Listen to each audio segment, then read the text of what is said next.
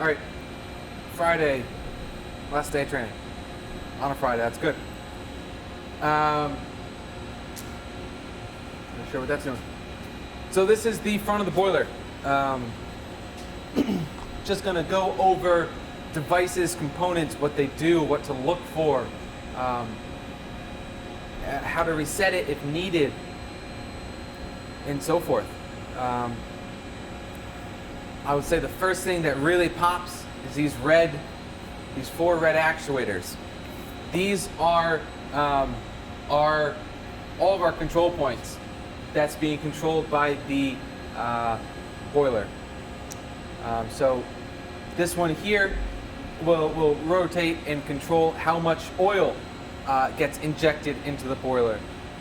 This one is the one that controls how much air actually enters the burner itself.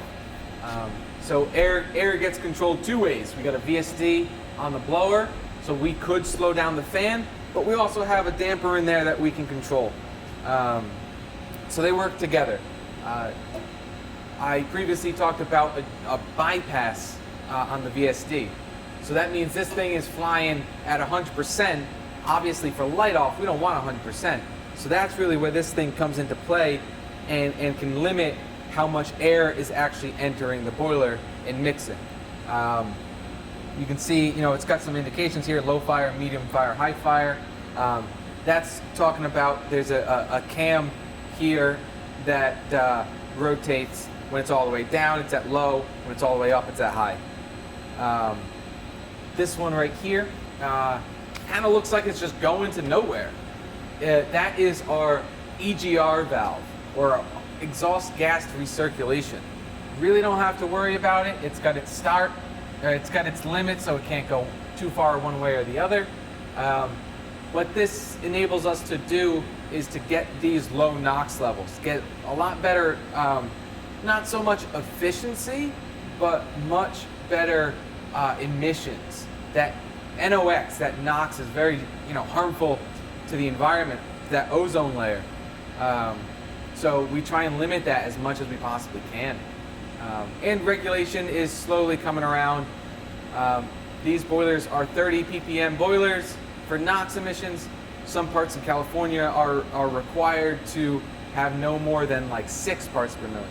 So here we don't actually have any rules and regulations yet. It's just a lot of people are conscious of it. We want to do it, and we want to be ahead of the curve in 5 years or 10 years, whenever they decide, okay, we need to start cracking down on this. So that's what this does.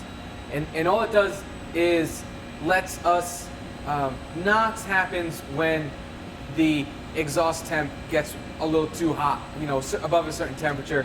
You really start to get that NOx formation happening up there.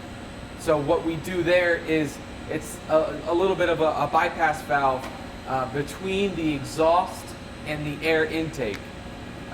So it just allows us to recirc a little bit of the exhaust and help keep it cool. So we burn a little bit of the air twice.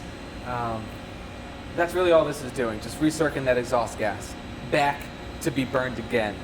And then of course down here we've got our natural gas. The actuator controlling a butterfly valve that controls the actual how much gas is going into the burner. All of the regulators that are down the side on the gas train, all they do is maintain a pressure. And then, so if there's a constant pressure upstream of this valve, then that valve can actually modulate and do what it needs to do in a proper way.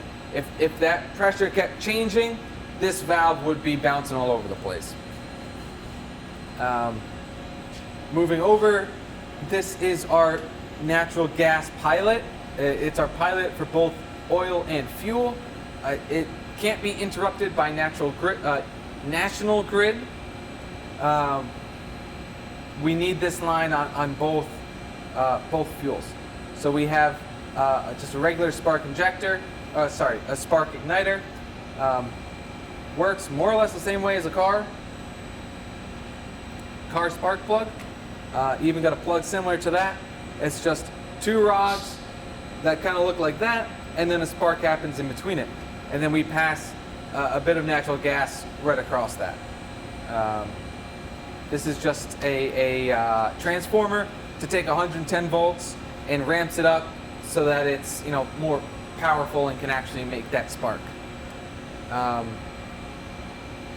This cable here is our flame scanner, which is the eyes of the control system, allows the system to watch to see if there's flame.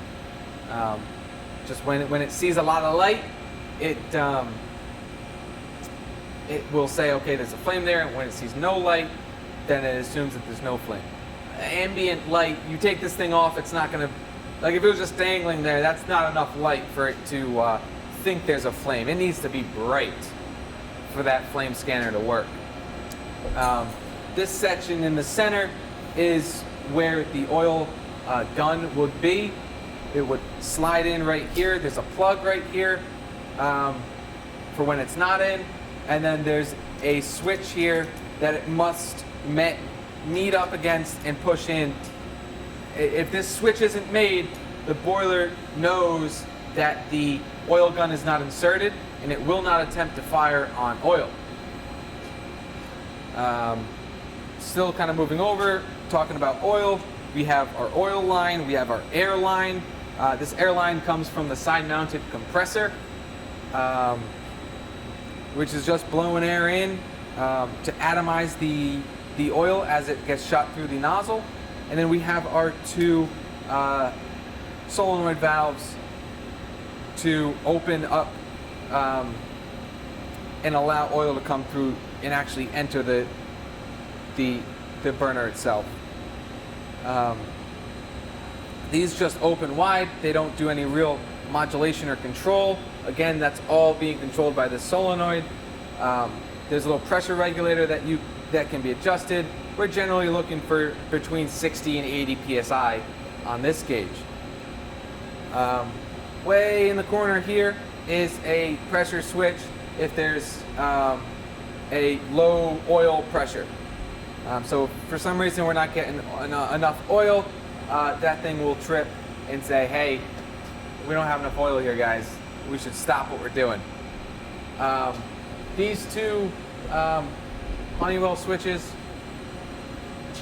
which I can probably show you a little easier over here.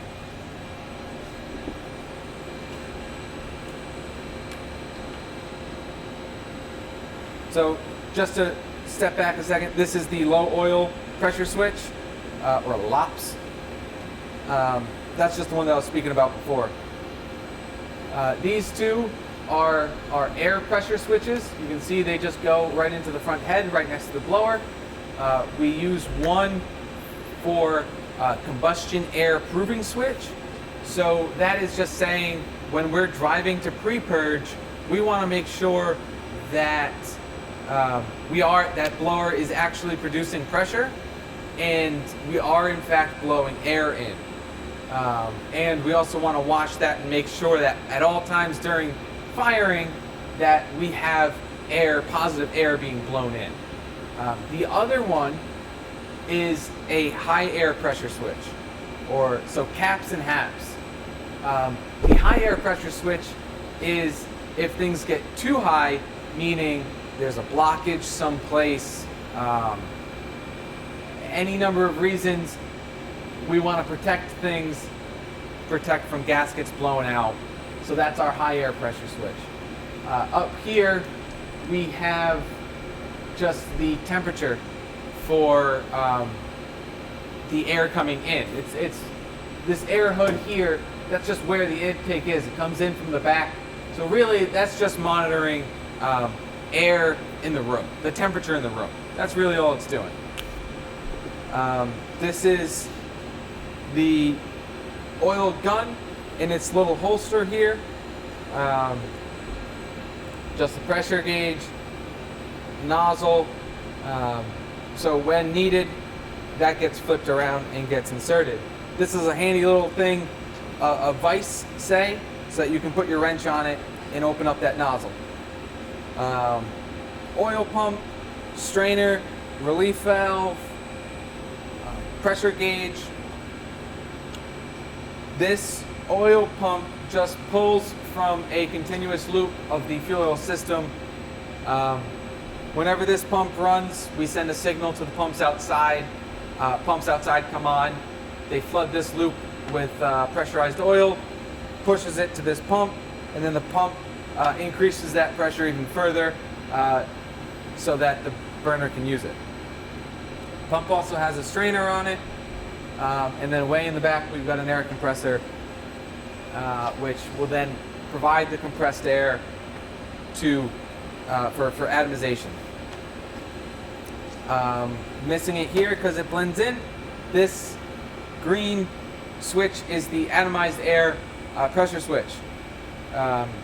In case that, just like the oil, if we lose oil pressure, it'll shut the boiler down. If we lose air pressure, it'll shut the boiler down only when it's running on oil. Obviously, we don't care about low pressures here when we're firing on gas because we're not using them.